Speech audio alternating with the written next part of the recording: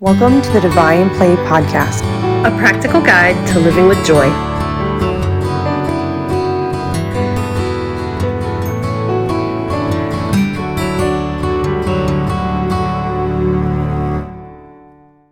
Welcome to another episode of the Divine Play Podcast, a practical guide to living with joy.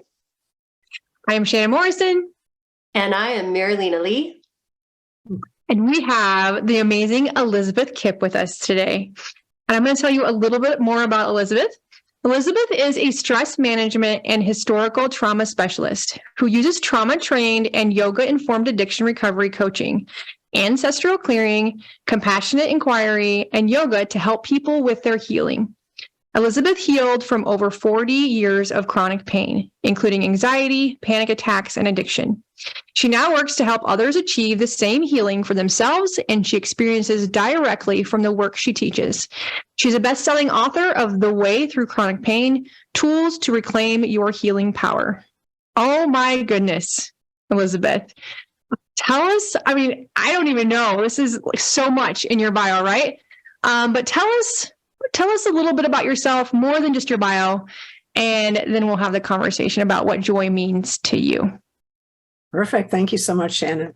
I really went through a lot in the healthcare world, and the alternative healthcare world, just trying to find my way into healing. A lot of supportive hands. Everyone really was supportive from their kind of training, from their point of view. And I found limitation, and I was discouraged because I didn't really understand the limitation. I had a science background, and I was able to kind of, because of the science background, they taught me how to be a science researcher. And so learning how to think creatively and kind of in a process there was helpful for me in being able to break down a problem. When I was presented with a limitation from a doctor, for instance, like, well, you're not going to get better from chronic pain, so you just have to learn to live with it. It was upsetting to me because I believed that person. But upon further inspection, I realized that person was showing me a limitation in the model they were using, not necessarily telling me about the limitation of the body's ability to heal. Mm-hmm. So that was very important. I have this is, as you say, I have 40 years, long journey, many doctors' offices, many physical rehab, lots of surgery and hospitals, and lots of other patients sitting, there really were very few patients that knew how to talk to doctors and knew how to really kind of think through this territory and stand in their power. I just kept seeing more and more patients cede their power to the doctors. And here's the thing: doctors can set a bone and stitch up a wound, but they can't tell the body how to heal. Neither can a Reiki practitioner or an acupuncturist, right? They're all doing what they can to support the body, but they can't tell the body how to heal. So the power for the healing is in here. And I really feel like one of my main messages is to just own that, understand that the power is in here, not out there, if that makes sense.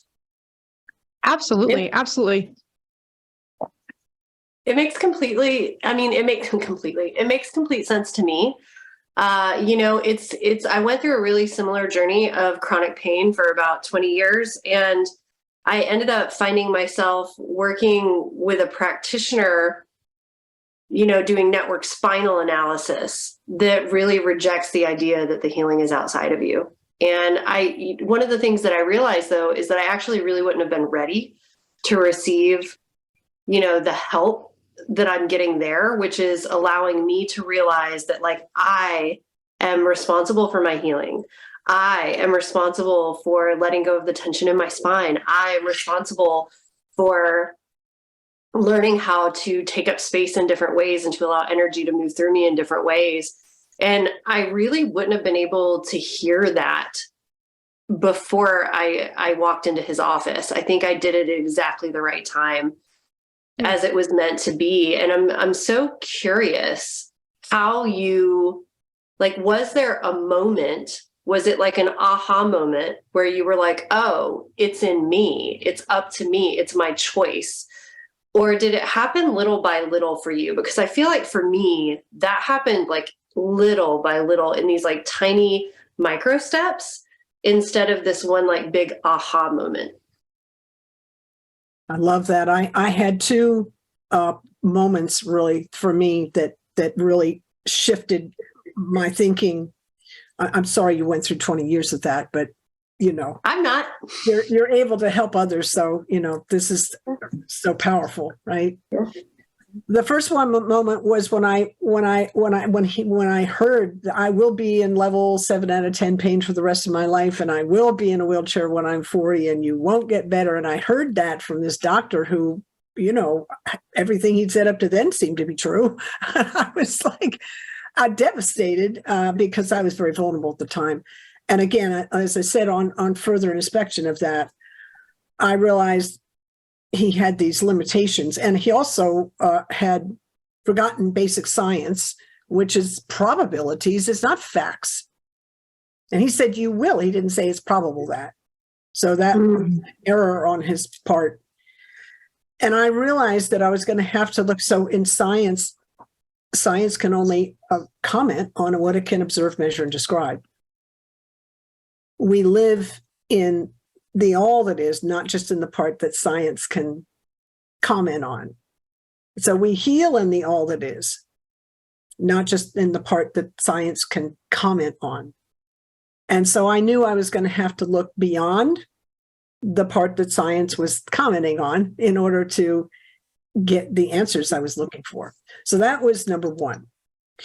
And then when I finally found a doctor who was both East and West and was a Qigong healer and a physician, so it's a beautiful combination, and sat in his pain management program. And he said to the whole class, it wasn't just me personally, but I was in the room and he was pointing it to everybody. He said, what are you doing to contribute to your pain? And my first thing out of the gate was like, dude, you're putting that down in a room full of chronic pain sufferers. You're asking for trouble. That was kind of my attitude in the moment. Gang up on you. You're right. That was my attitude in the moment. But I realized I had this shift all of a sudden. It woke me up because he took me from victimhood, it's doing it to me, into empowerment. I actually have some power here.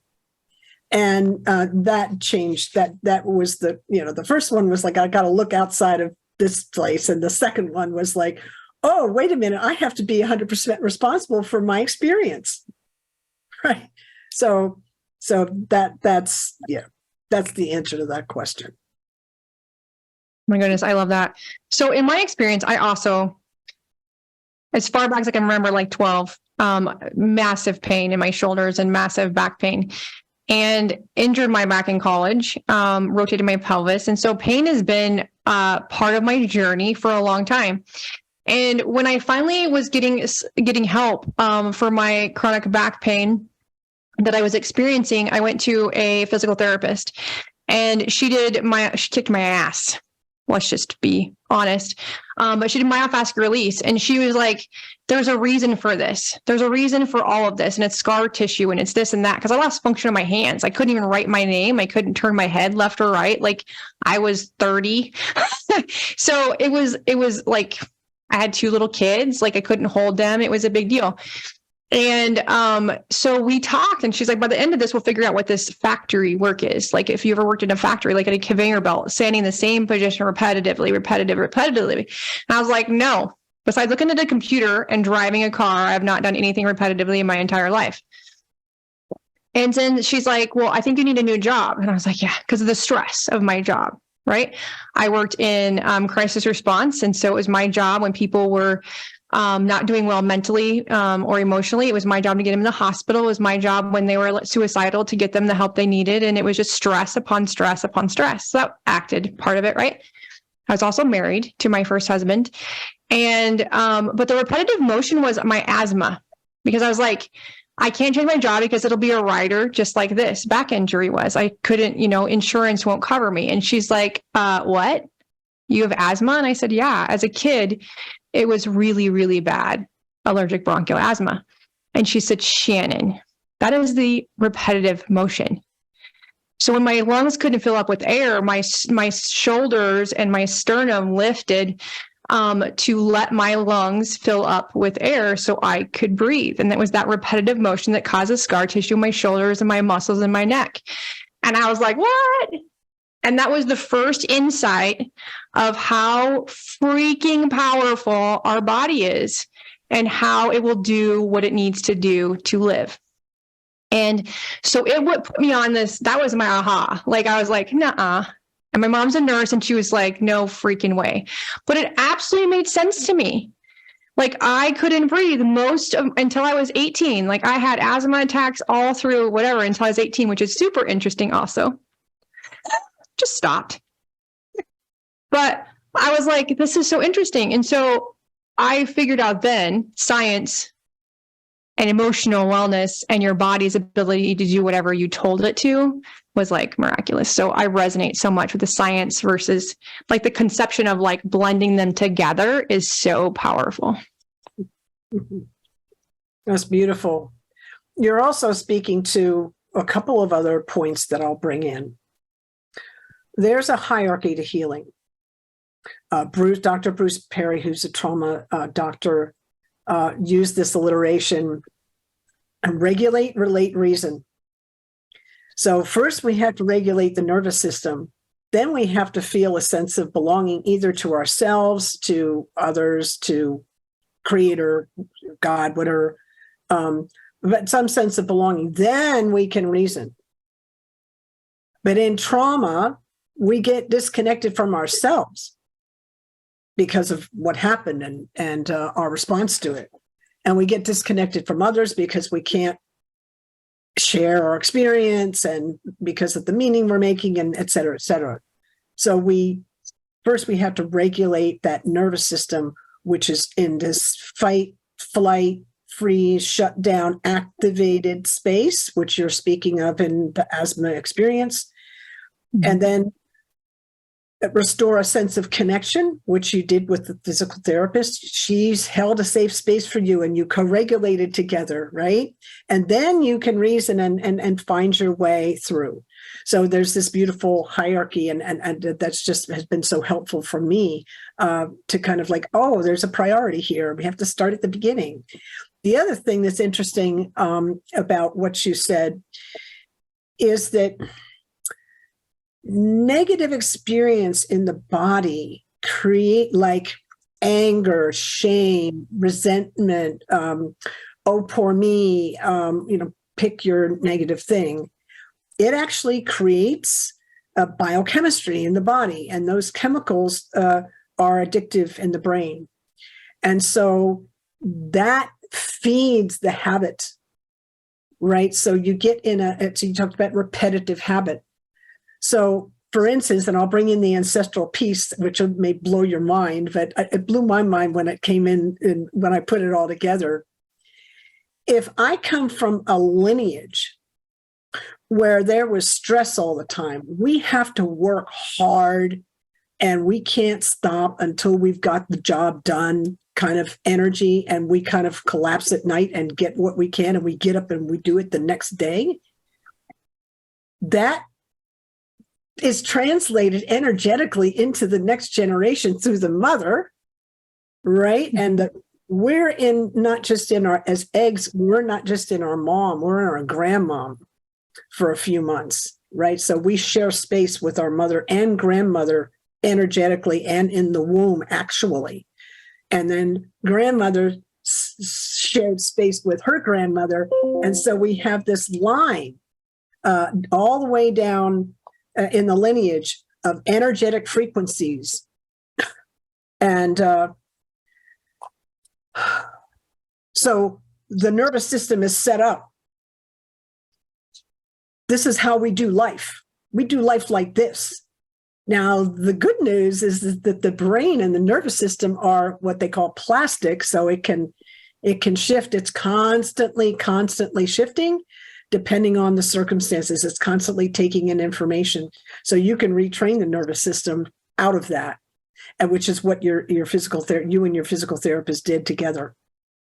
Oh my Yeah, gosh, I relate that. Yeah, Go ahead, I relate with this so much. And I know that, you really work with a lot of ancestral healing, Shannon, as well as do I, through the shamanic healing process. And it's really interesting that you touch on this nervous system thing. As I've gotten more into breath work and really working with the nervous system, and in my own healing journey, the regulation of my nervous system was really pretty paramount. And one of the things that I love so much in exploring your work, Elizabeth, is that you are in long-term recovery and that you work with yoga-informed addiction recovery. And yoga was a really big part of my own regulation process and working with the breath, pranayama. But one of the things that I think that sometimes people struggle with, part of it's the culture we live in, and part of it is self-medication. And part of it is prescribed medication that is given to us to help us deal with this chronic pain, whether it be emotional, spiritual, physical, or energetic. And one of the hardest things that I had to come to on my own, and I'm grateful that my life became enough of a disaster that I decided to get sober and work the spiritual medicine that is the 12 steps. For me, I was a 12-stepper. But what I realized about 6 months into my recovery is that getting the substances out of my body was a really big part of allowing my nervous system to recalibrate. Mm-hmm. And so I'm really curious for you. And I'm curious about this too, because I work with people. So this is a very personal question for me. When I'm working with people who are dealing with this never ending onslaught of mental, emotional, spiritual, physical pain, one of the very last things that they are willing to give up is what they're medicating themselves with. And so what would you say to the person out there who is just sitting in this quagmire of chronic pain, whether it's, whatever body it's showing up in? What would you say to them? The last thing they want to give up is their last little piece of comfort, whether it's alcohol, whether it's pain meds, whether it's, doom scrolling on Facebook, whatever it is they're medicating themselves with. What do you have to offer to them that might help them reconsider letting that go as a way to move towards regulating their nervous system and finding a path to healing? Because I find it's often the hardest thing to help people understand, because it seems like you're never going to be okay without it when you're on that side of it. Oh boy, what a question. And I understand, because I've actually been there myself as well. First of all, chronic pain changes the brain fundamentally. How does it do that? Chronic pain, remember, you talked about the different kinds, but chronic pain is any pain that's felt 15 days out of 30 for 3 months or more. Physical, mental, emotional, spiritual, financial, it's all the same to the brain. It all sends a signal, it hurts. So the brain can't tell the difference between a broken bone and a broken heart.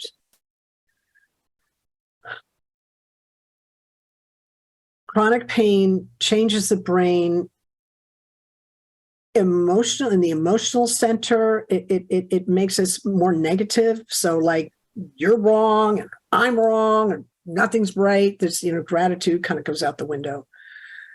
And it creates a lot of brain fog, so I can't think straight. And it puts the stress response on on. It gets stuck on. And the stress response is made to be flexible, to turn on and off and come back to keep us in balance. But in chronic pain, it gets turned on. So we're talking about the nervous system at that point. The nervous system's constantly activated and it gets in this habit. This is how we do life, like we were just talking about. We do it like this.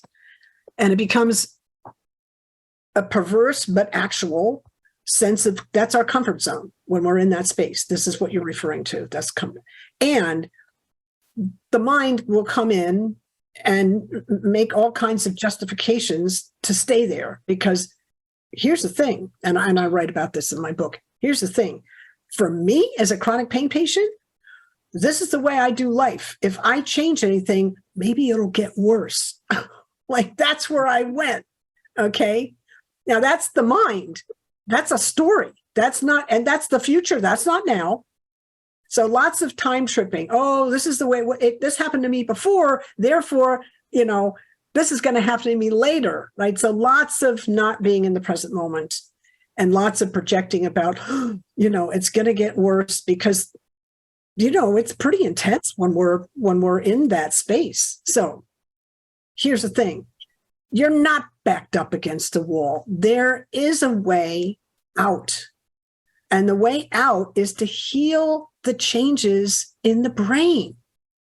We have to bring in modalities that heal the changes that happen in the brain because of chronic pain. And pain medicine doesn't do that. There are no studies that say that opiates and benzodiazepines and, anti-anxiety medicine, et cetera, actually heal chronic pain, the changes in the brain that happen because of chronic pain. So that to me was revealing. Like, oh, I thought this thing was helping me. It's actually not helping me. And, by the way, opiates which are great for a quick acute pain when you're so stressed out you can't even rest. All right, so that's an appropriate application of an opiate. But in a chronic pain space, what opiates do, which is why you don't want to take them for very long, is they depress the breath. So we're not exhaling out toxins and taking in nourishment. They paralyze the gut. So we can't digest our food. They dehydrate us. So we're not getting proper. So tell me, how are any of those things good for healing? None of those things are, you want to do the opposite, right?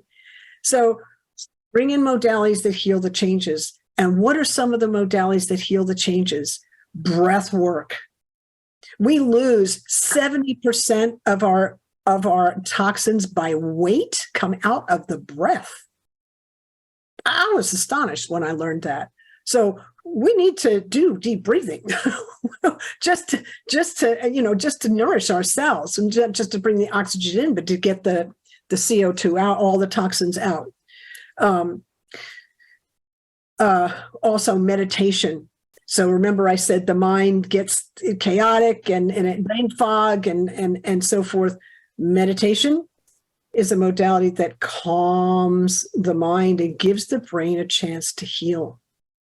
So those are kind of two big ones. I mean, I went through adversity therapy because I had a lot of unresolved trauma that I didn't even know about. I mean, my family just pushed stuff under the rug when stuff went down when I was a kid. So anything that happened to me was like, we're not talking about that, right? So that wasn't helpful, right? So I did adversity therapy too.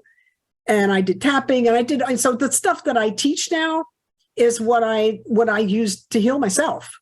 They were all modalities that help heal the changes that happen in the brain because of chronic pain. That's what I would say. That's amazing. That's amazing.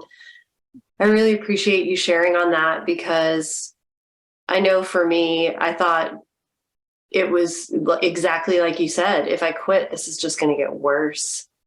And it was such a lie. It kept me in victim. It kept me feeling helpless and at the mercy of like everything outside me. And I'm so grateful for my own personal recovery and sobriety. And so I resonate with you so much. And I really appreciate your vulnerability and your honesty. Thank you. I wrote a whole blog on my website called Predicaments of Chronic Pain. I think that's what it's called. and it lists 9 or 10 lies the brain that the mind tells us about pain, and they're all words that start with P. So it's like, anyway, it's a deep dive into, this is what happens in chronic pain, that we get into these mind states and we believe them, and that is not a healing state to be in. In my experience, there was like I love what you're saying, and I'm listening to it and I'm feeling into it, and you're probably feeling me. Y'all are probably feeling me because I'm thinking about things and I'm trying to breathe.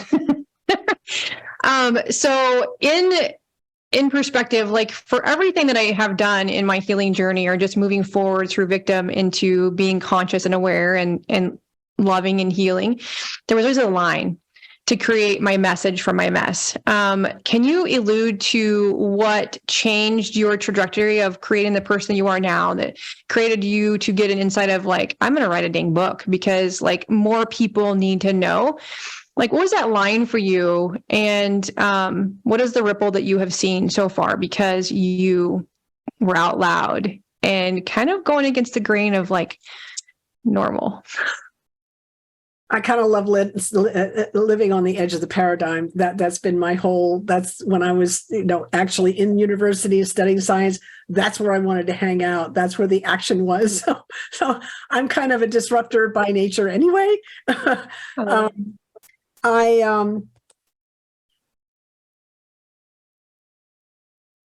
feel like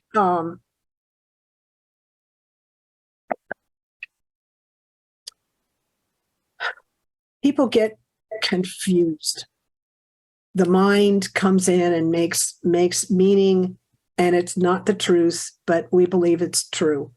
An example would be I'm having negative thoughts, and I had chronic pain for so long. I identified with it. That's who I was. I was chronic pain.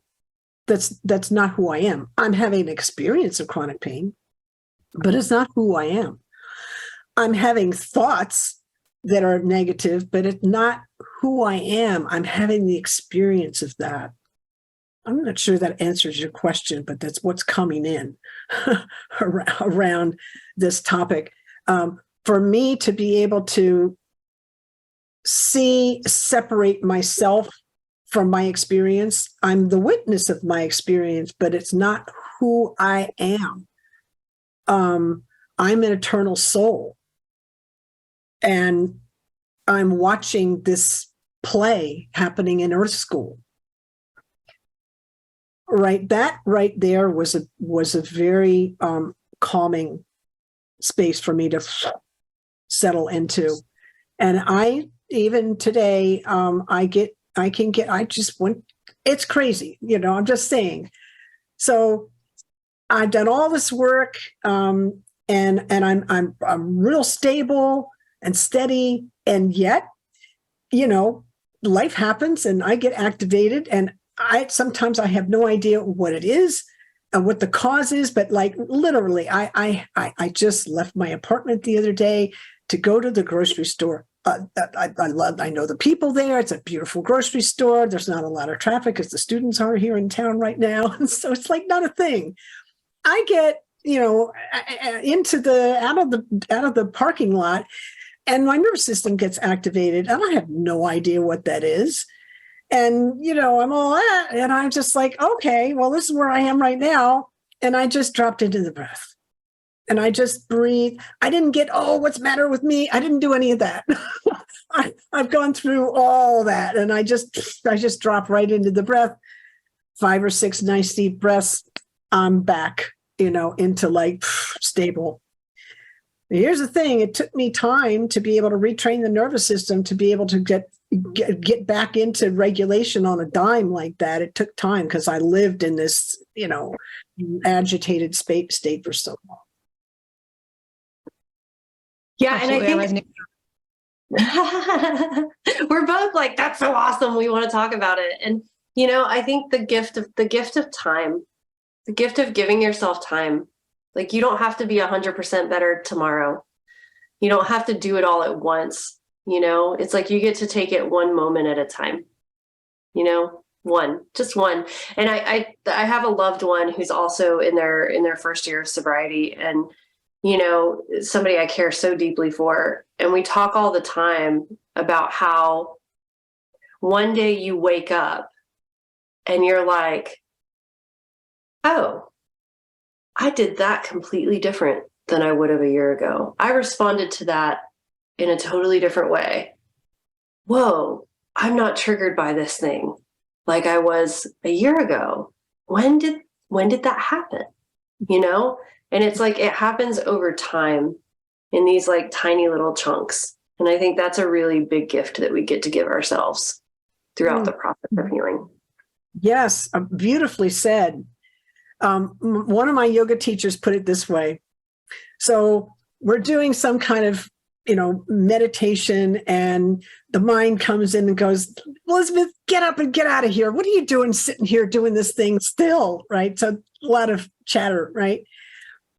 That's the point when you stay and you breathe and you bring your attention back to the present moment in the meditation, and you're coming back from that, I don't want to be here. And you come back. That's when you're retraining the brain.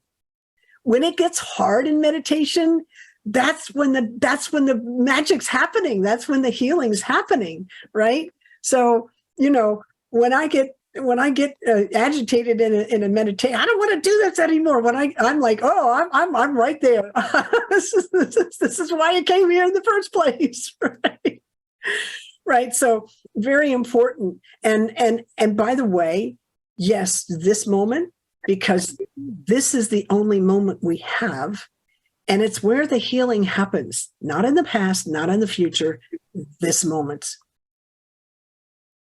Oh my gosh, this resonates because I was just watching a film, a documentary, and it was like, the past isn't right. Like, we get to sit in the present. And I feel like we think that our past is like running us. The past can't do it anymore because it's already done. It's there. It's whatever. It's the belief. It's like what's between here and here. And it's this thought process, this belief in the way we're showing up, because the past cannot keep slapping us in the face. Today slaps us in the face sometimes. And I know that when my discomfort or my pain comes back, it's when my emotions are in upheaval.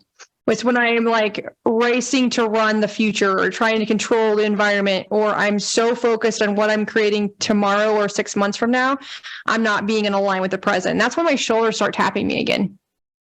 And like you said, like it is a process. And I feel like we get to give what I hear all of us talking about today is compassion. Like, I feel like we get to give ourselves compassion and give ourselves the time and just sink into whatever formula that works good for you, but changing the cognition of what's happening right now. Like, are we being chased by a lion? Most likely we're not. So what are we feeling right now? What is triggering this? Maybe we don't know what's triggering it. Getting with your breath, sinking in. I'm going to oil up. Seems to take my emotional pain away from my shoulders when I oil up, and just be with ourselves and just feel it for a second or 16 seconds and then move on. Because I feel like when we do that, give ourselves compassion, it kind of just woo-saws everything. Just kind of works for me in my experience. But I feel like I think so many people are like, is it just victim consciousness? We're just replaying what we've already been through and putting it into our present sometimes, I think, the pain. But well, I would say this from a trauma point of view, and I hear you, and I'm just going to add this piece because yes, and right, the past isn't here, but we have habits that were built in the past, and so they can influence us now, and our awareness of what's happening in this present moment helps us address those, right? And please, no one call yourself wrong for anything, any habit or behavior that you had from the past, because all of those things came because they're trying to keep you safe.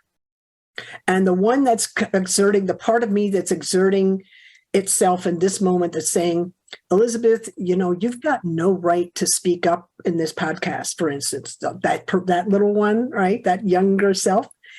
Well, she's trying to keep me safe. the best way that she knows how. And so my addressing her as like, thank you so much for trying to keep me safe. I hear you. I appreciate you. Now, come sit down beside me and we're going to do this thing together. And we're going to do it like this, right? So it's an integrative, loving, as you said, compassionate situation that we're a space that we're holding for ourselves. And that's really healing. Yeah. Mm-hmm. I love that. I love that other side of the coin there. That is beautiful. Marilena, you're thinking. I see it. No, I was just thinking, like, if you were to have one thing, one like tidbit, like nugget, like a tool almost, right, that you could give to the people out there listening who are, maybe they're still stuck in chronic pain. Maybe they lost a child and that grief has had a hold over them that's so great they feel like they can't leave their house, right? Like, that's a real barrier to joy. It's a real barrier to joy. And if you could give them just one tool, like a takeaway, one tiny thing, maybe a big thing. Oftentimes the big things are tiny things when it comes down to it, that they could take and they could integrate into their life. What would it be that would help them begin to find their way back to a life that includes joy? Yeah, I love the question. And I'll tell you, and I'll share with you what it was for me. Ask for help. Right? So in the chronic pain space, that, remember, we're dysregulated, we're not connected, right? We're not thinking straight. And mostly we have to do it by ourselves. We can't share that experience. So we get in a habit of doing stuff on our own. And so asking for help is kind of contrary to the programming of the chronic pain experience. But you know what? It's also the antidote, right? So asking for help, we could sit here and talk for another 40 minutes just on that, but that would be the thing. Yeah. So, Elizabeth, if people want to know more about your book, first of all, what is your book called? What is the name of your book? It's called The Way Through Chronic Pain, Tools to Reclaim Your Healing Power. Yes. And I love that it's like reclaiming it. It's like you never not really, like, you always owned it. You just got to go reclaim it. And I love that. And where can they find you if they're interested in learning more about your work or working with you in some way? You can find me at my website, which is Elizabeth-Kipp.com. You got to put a hyphen in there between my first and last name, Elizabeth-Kipp.com. You can contact me through there. I'm all over social media, but all those little icons are right up on my website. There's lots of free information there, lots of a big blog space, lots of free resources. So come on over and take a look. Yeah, awesome. Thank you so much for sharing that with everybody listening. And I'm really grateful that you came here today. It's been such a joy to speak with you, and a lot of my own story I see reflected in yours. And that's a big part of the healing for me, is realizing that I'm not terminally unique, and that in understanding that I don't have to be terminally alone, which allows me to find connection, and the pain feels a little bit less when I do that. So thank you for being here today. Thank you, Marlena. Thank you, Shannon. Yeah, separation. If I was to say what our biggest problem is in humanity, is our sense of separation, because it's an illusion. We're all connected, right? But we just forget, right? Yeah. Absolutely. Absolutely. I love this. And thank you for explaining and expressing and showcasing our ability to get through the pain, to reclaim our own health in our own way, and putting something out there for people to have a resource. And your energy and your abundance is ever glowing in what you do. And this conversation has been beautiful. Thank you so much, Elizabeth, for being here on our podcast today. It's my honor. Thank you both so much, Shannon and Marlena. Yay. Have an amazing day.